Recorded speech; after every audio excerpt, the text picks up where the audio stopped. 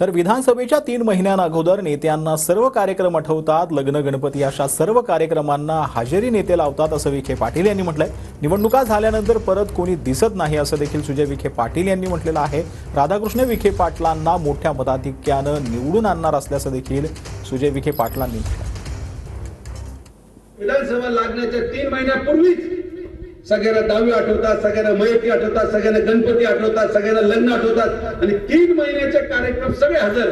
पण 3 महिने झाल्यानंतर परत पडल्यानंतर परत एकदा कोणी 4 वर्ष 7 महिने दिसत नाही।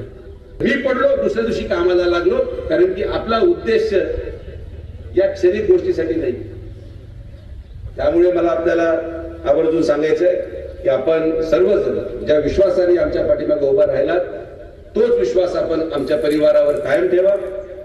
19चा जो निकाल होता त्यापेक्षा 1 मत का जास्त मताधिक्य सुजय विखे या ठिकाणी आपल्या सगळ्यांच्या आशीर्वादाने मिळून देणार, साहेबांना मिळून देणार आणि परत एकदा महाराष्ट्रामध्ये आपण माननीय आमदार राधाकृष्ण विखे पाटील साहेबांचं नाव, त्यांचं काम आणि त्या कामाच्या मोबदल्यामध्ये मिळालेलं मतदान हे आपल्याला महाराष्ट्राला दाखवून द्यायचं आहे। मला विश्वास आहे की येणाऱ्या कालावधीमध्ये सगळेजण एकत्रित मिळून चांगलं काम करतील।